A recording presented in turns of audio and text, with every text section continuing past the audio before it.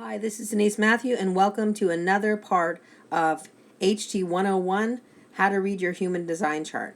I just wanted to let you know that if you wanted to slow down the speed of my voice, it's an easy thing to do. Just do it on the playback speed as I'm showing here, and it will be an experience tailor-made for you.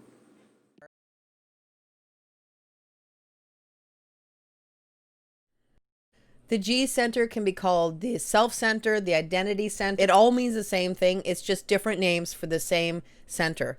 When we talk about the G center, it's quite an important center, and I think that all centers are important in their own way, but some centers just have a bigger sort of force that is present in a human design body graph or in your life. So when we talk about the G center, we're talking about a place where the identity, or some people might even say where our soul resides. So you can imagine that that's an important part of any body graph or an important part of who we are. It is also the place where the theoretical magnetic monopole resides. And based on human design theory, the magnetic monopole is something that draws all the things we need in life. It is only an attractor. There is no repellent, it's not a repeller. So in a normal magnet, you would have a positive and a negative charge, but with the magnetic monopole, you only have one charge, and that's an attractor. What it attracts in your life is in relationship to how you feel about yourself, and that all comes down to the G center. So I'll tell you a little bit more about the magnetic monopole right now. So if we're talking about the magnetic monopole and that it's a magnet that attracts but doesn't repel, there's some more important information to know. And that is that self-love is one of the most important things for us to attract the best things in our life. We might imagine that if we don't have love for ourselves, if we don't believe we're worthy, then the opportunities and the people that we meet and the things that happen in our lives, the things that are attracted to that energy may not necessarily be the things we want to see in our lives. So it could be people who come into our lives that don't respect us, because it's almost like a reflection of the energy that we're sort of emitting with the energy of how we feel about ourselves, our identity. The magnetic monopole is all about the direction of our lives. It's all about attracting the right things, the right opportunities, the right people into our lives. But only if we believe that we deserve it.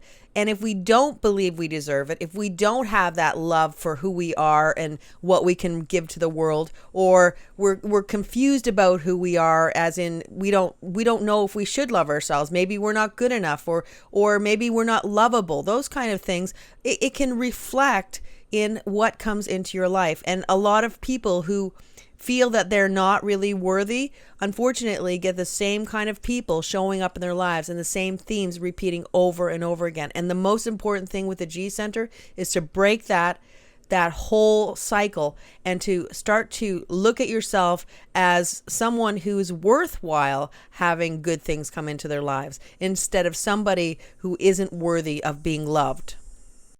And just like all centers, when we talk about a defined G center, we're talking about a fixed identity or something where you feel more secure in who you are. You know more about what you like and things like that. And it really can be dependent upon the gates that are defined on your identity, or the channel that connects your identity center to one of the other centers to make it defined. So when we're thinking about somebody with a defined identity, we go back to the whole concept that everything that we learn about being loved, because that's the center that we're talking about now. We're talking about where we feel lovability, we feel our soul is there, we feel this is where our life purpose is, our direction in life, things that we bring into our life. So we can imagine that if I go back to the whole concept of the first 7 years of life, when we really learn what we can count on, who we can trust, who can love us and who doesn't love us. Did we feel like we were supported? Did we feel like we were good enough? Did we feel like any of those things? So those are the kind of things that are going to be fixed in who you are. So the identity that you sort of construct and that becomes more fixed in its expression is an identity that was learned, was imprinted when you were, in the first years of your life. So was it a good positive experience, or was it an experience where you just didn't know from day to day what life was going to bring? So these are the things that you imprint, and then it becomes a fixed identity. So when you get older and you look at life through the lens that you learned life, then sometimes there's less of an ability to change that perspective of this whole lovability thing. If you felt that when you were young, nothing you did was good enough, you were never loved for who you were. So that's what you learned. And so when we're coming back to this whole concept of, okay, let's get into this idea of bringing new energy. So when we talk about a fixed or defined center, we're talking about a center that we already have, like all these files of, this is what I learned and this is my file folder. And when this situation happens in my life, then I pull this file folder out and this is how I cope with it. So that's kind of what a fixed energy is in a defined center. So if somebody said, okay, well, when I was a kid, I felt disempowered because I had the gate 10 and I didn't feel that people would take that power away from me. They would make me feel small. And so I made them feel small because I didn't want to feel small anymore. So you can take these energies and you can sort of push it out into the world in a way where you are giving out what you've learned. So that's why when we look at our behaviors and we look at what we're bringing into our lives and we look at the patterns and cycles that keep coming over and over, we can start to communicate with our inside, our soul, and say, okay, what do I really want in my life? What do I deserve? And am I lovable? And those kind of questions to yourself are the ones that are going to shift that perspective, and where you can start to take the slow journey, because it's never going to be fast to just completely change, how you're hardwired, because literally you've been hardwired from, time as for the first 7 years of your life or in after, or, based on who you are. So then we look at it and say, can we draw something better into our lives? Can we become that person that feels that they are worthy, that person that feels that they are loved, and to truly believe that within your being, to know that that's the truth, and not just, not just say the words, but to continue to start to bring in new experiences, new file folders that you can have for your whole list of how the world interacts with me and what I bring to myself. So that's the most important thing with somebody with a defined identity, that even if they don't feel like the experiences of their life are bringing them the highest and the best for them, what they feel, they deserve and what they want, then it's about shifting the energy and deciding what you want in your life. Where do you want to go with your life? What do you want to show the world? What part of love do you want to give to the world? And a lot of times, like I said, it will be related to the gates. Somebody with a fixed identity usually has more of an idea, and this is not always the case because there's energy all throughout the chart. But if we say all things being equal, somebody with a defined identity can go to an all-you-can-eat buffet and they'll only pick the things they know they like. Okay, I like this, so I'm going to take this, and I'm going to take this, and I'm going to take that, and the other things that I know I like. So you already come in with this sort of feeling of what you like, and you want to go and get what you like. And so there's more of a fixed way of being when it comes to having that direction to go, okay, this is the career I want to have. And there could potentially be this ability to say, okay, this is a career I want to have, and I want to have this career for the rest of my life. And I can honestly see that myself being in this career. Of course, there's an evolution to everything. It doesn't mean you have to do the exact same job and never change it. Although some people will. Some people will be very happy to do the exact same job, to have the exact same meal and those types of things. I mean, there's other energy that would make it so somebody liked the routines that much. But the end product is that most people with a fixed identity, they know what they want, they know what they like, and they basically go for it. Now, when you have an open G center or open identity, it's actually quite a bit different from having a defined or fixed identity. For instance, if somebody has an open identity, it's really important that they are comfortable wherever they go. In other words, you need to have a place where you live that you feel comfortable. You need to go to a restaurant and have a place, a table that makes you feel good, that you're not feeling like it feels weird, or it feels uncomfortable, or that kind of thing. You need to have a job that makes you feel good in that job, or you're happy to be there. Because what happens is, if you have an open identity and you're not feeling comfortable in your space, then generally you're not going to attract the best parts of life that are going to come into your life. So if you go to a restaurant and you have a table that you don't feel comfortable in, and you don't feel like it's just too loud, or it's too close to, people where you're getting bumped all the time, generally what will happen is you won't get good food, or your perception of the food won't be good. So it's a general kind of expression of the way you feel is what you get reflected back in your experience. So that's why it's so important for somebody with an open G center or an open identity to have the right place to live, to arrange the furniture that they like in the way that they like it, to have a space where they feel like they're comfortable. Because if they don't, like I said, it will change their whole direction of what they're bringing into their life. The other thing about somebody with an open identity is this whole concept of just having, and we just talked about it with a defined identity, this concept of being able to do one job and be happy with that job and kind of stick with that job for the rest of your life, and not really feel that that's something that's bad or doesn't feel good to you. Somebody with an open identity, it's very uncommon for them to be able to stick to just one job. So in other words, they almost not like, if you have a job where you need to work and you need to bring the money in, and it's something that's okay, you're okay with it, you're happy with it to a degree, but you just feel there's a longing to do something else. So it could be that you want to create something, so you have a side hustle, or some people will have 2 or 3 jobs that they do at the same time, and they get a little bit of money from all the different jobs because that's what makes them feel good. But in the society that we live in, it is not considered a good thing to have this whole changeability, to shift up what you're going to do with your life, to suddenly decide at 30 that you don't like the job you've been doing for your whole life and you want to do something different.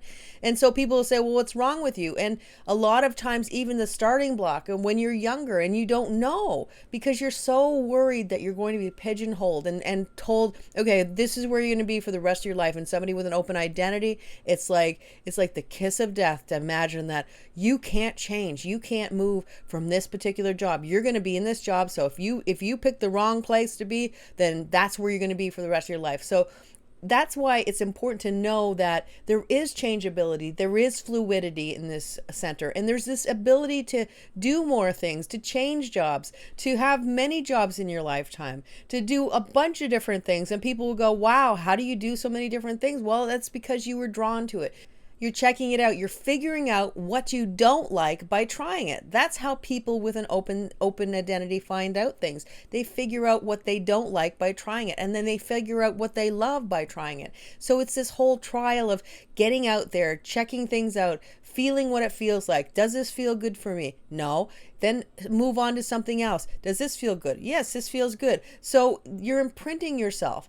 You're also going to potentially, and usually it's when you're younger, you're going to be potentially influenced by people with fixed identities, and they're going to have more of a direct influence on you, on your direction in life. So when people are young and they get in with the people that maybe are not necessarily the right people for them, people that, maybe are doing things illegal, and you have someone who's, got an open identity, and they're completely involved doing things that everybody else can't understand why this person is doing it, because that doesn't feel like that's them. But it's just this influence that can kind of take them away. And then, they eventually realize when they get out of the aura of these people that maybe that's not exactly where they want to be. So there's this whole imprinting and this energy of being with other people and feeling other people's energy. And when you are with somebody, so say you have a fixed identity or you have a defined G center, and you're talking or you're with somebody who has an open G center, you have to think about that person with the open G center as a reflection of your identity. And so there might be things that somebody with a fixed identity doesn't like about that other person, and their personality or their whatever. And that could be almost a reflection of the person's G center.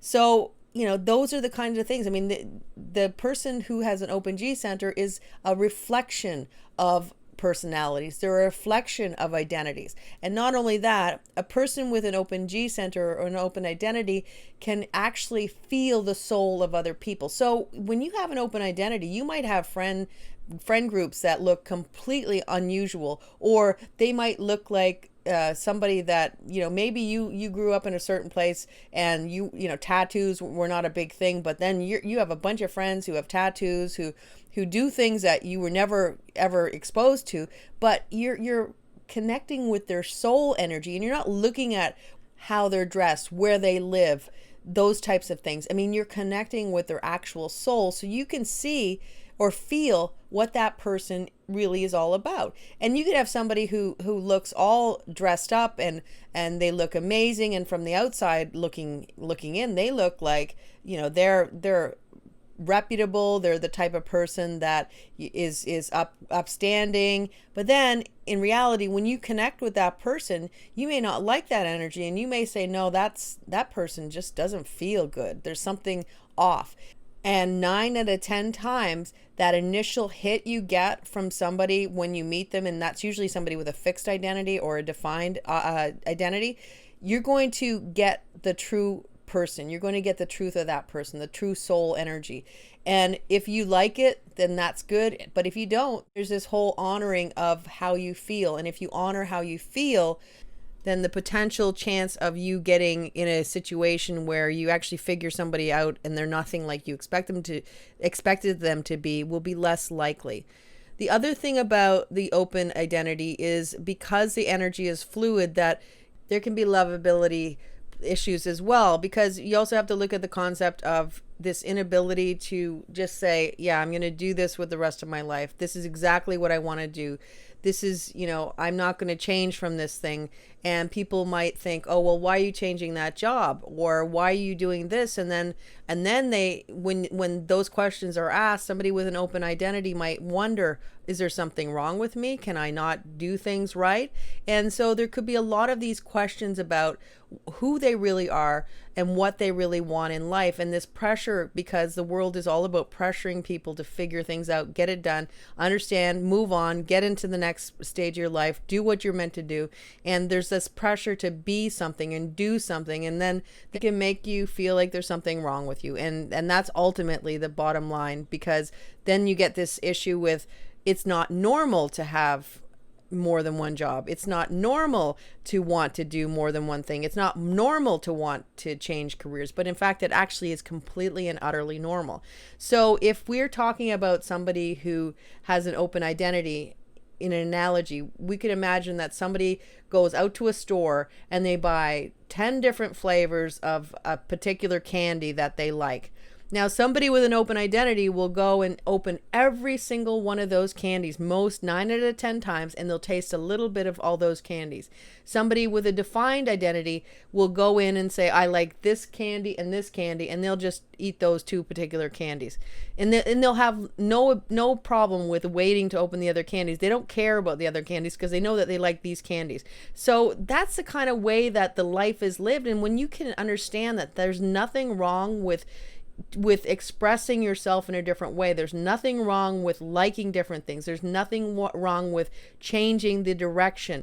And, as you find out more about what you like in your life, you're going to be more drawn to it. You're going to go, yeah, I like that. I like that career. I like when I do that particular career, but I also like when I do that. And so the thing about it is sometimes the energy can be so spread out that there's absolutely no focus in anywhere. And this is where there's this aimlessly going through life and not really, settling into one job or one something. And it's not about this whole concept of settling into one. Okay, maybe it's settling into 2, maybe it's settling into 3. But then if it gets too spread, then you have to bring all that energy back in. You have to have the energy at least focused in some areas. You can't have it just you can have it focused in a multitude of areas, but most people will end up feeling that they're just not really getting what they want out of the careers that they're doing because there's just too spread out. They're not putting enough in it. They're not able to really make something of themselves with what they're doing. So picking a few things instead of like 10 things will help a person with an open identity figure out what they want to do and be happy knowing that they can do more than one thing and not feeling like they're pigeonholed for the rest of their life based on a choice that they made because they were trying to figure out what they liked and what they didn't like. So I have, further on as we get, I have a list with keywords for every different gate, but for now I'll just quickly go through the different gates of the G center and how they can have an expression through your identity.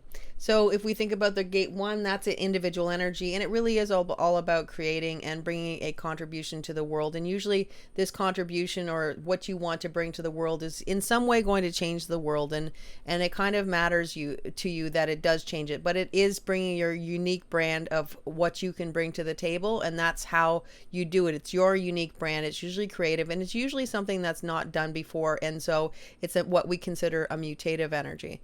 The gate 2 is all about the direction we find in our life and how we find our direction in life. That's where the magnetic monopole is said to exist. So it even talks more about this attraction and directing us where we want to go in our life and bring what we're bringing into our life that make us get on our path and in the flow of our destiny. We also have the gate 13, which is all about listening energy, but this is also transformative energy where we listen to the stories of people, and through their stories, we recognize who they are, and we also allow them to, and almost give a direction or help them transform into something that they want to go or the place they want to go. So it's all about listening, and when you've listened to the stories, and you are also providing somebody with basically a sounding board so that they can be heard and understood and able to articulate what they have to say, and that can be very cleansing just to be able to get the stories out. The gate 7 is all about the army, and this is connected to the gate 31, which is called democratic leadership. The army is also about this whole idea of working as a team, working together, and there's a reason for it in that you're working together because you know that it's for the good of the community. It's for the good of everybody. So you're all working. It's like having a beehive where all the drones are always taking care of the hive, and they're taking care of the queen because they know that when the queen is taking care of the rest of the whole hive is going to thrive. So it's more of that type of energy. The gate 10 is all about empowering or not. It's all about making people feel good or making people feel not good about themselves. And so, it is really a powerful gate, and I have a whole video on that. So if you want to check that out, you can. It is all about self-love as well. The gate 25 is the love of spirit, and this is also an innocence to want to see the world as a place of love and positivity sometimes. And you could actually start out with being in life in that way, and then a few experiences make you change your perspectives. It is connected to the gate 51, which is called the channel of the shaman. So it means that shocking experiences can come into your life, or shocking people can come into your life, because if it's a hanging gate, because it's an electromagnetic, and that energy is drawn to complete the channel. And that could mean that because of these people, your way of looking at the world can change dramatically.